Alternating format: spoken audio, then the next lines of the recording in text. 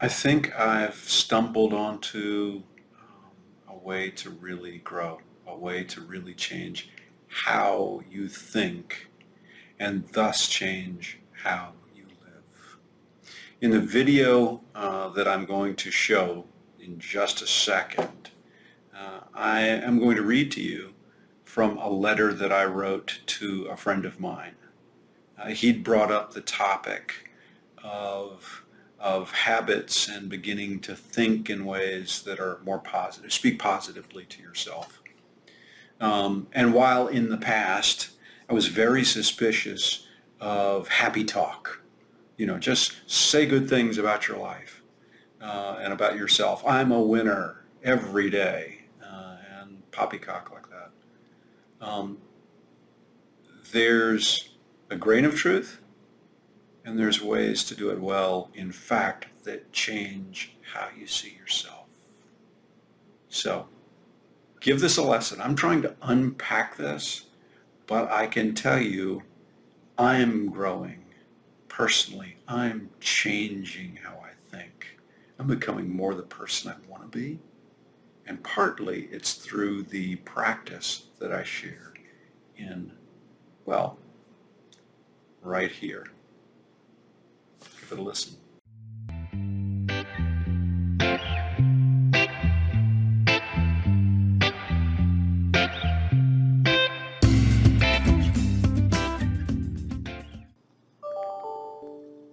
Good morning, Greg. While I appreciate your weekly instigator, I rarely have something to share in response to your closing questions. Today is different because I too firmly believe in the power of habits. Healthy habits make healthy people, as my spiritual director says. And I've had a daily habit of purposefully addressing how I think about myself for about 4 years now.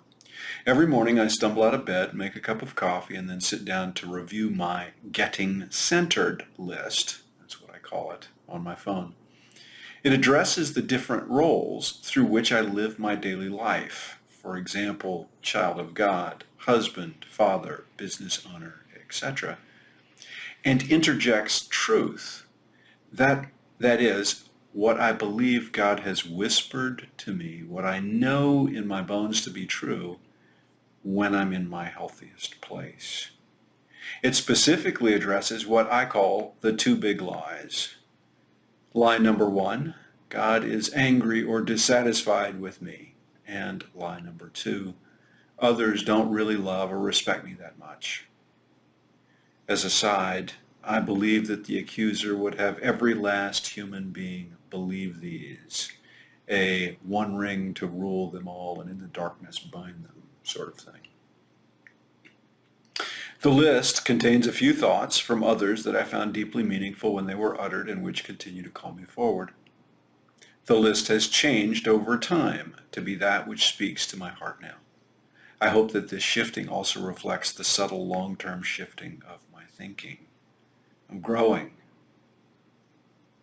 Which is the last thought here about this practice. This is long-term work. It took years of struggle, failure, and bruises from others who were wounded to build up the insecurities and the false self. And it will take some time to quiet those voices so that they no longer impact my being. And while I didn't have this in the note to Greg, that's also to say if you start working with a list, it's iterative. That is, you're going to know more about yourself and gain deeper truth as you step into it and begin to create it. So don't go for perfection.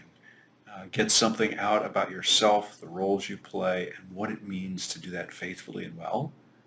And then trust that when you come to it time after time, subtle nuances and shades and deeper truth will come to you.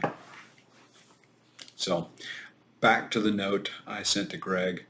I share my personal list below as an example. If you haven't created something like this for yourself, I highly recommend the effort and subsequent practice. And what I'm going to do, rather than reading you out all of my list, I'm going to simply put it on the screen here in just a moment. And enough for you to read it and give you a sense of what I'm talking about. Again, these are snippets. It breaks down my life into particular parts of my life, particular roles that I want to do well, and what does it mean to do that well. And then particular insights that I've had about me or about how I see the world or what I need to remember as I walk into the day. So, highly encourage you to try this as well. This is a way to change your long-term thinking. And oh, by the way, I'm going to do a follow-up to this one that is specifically more from a Christian perspective. I mean, you can tell, you'll be able to tell from reading this, if you know anything about the Christian faith at all, that oh, he kind of comes from that tribe, and I guess I do. And no, I know I do. But I try in most of my videos that I create for YouTube to kind of keep the faith thing a little bit more muted. I guess I don't want to push away people who could benefit from what I'm doing, but who might be turned off. But I want to find ways to start doing that because I believe, to use a scriptural reference, I'm hiding my light under a bushel.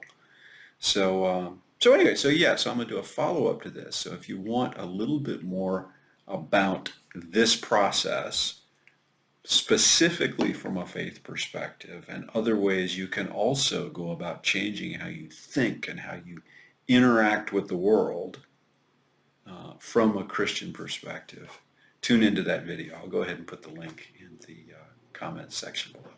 So, in the description. Thanks so much. Give it a try.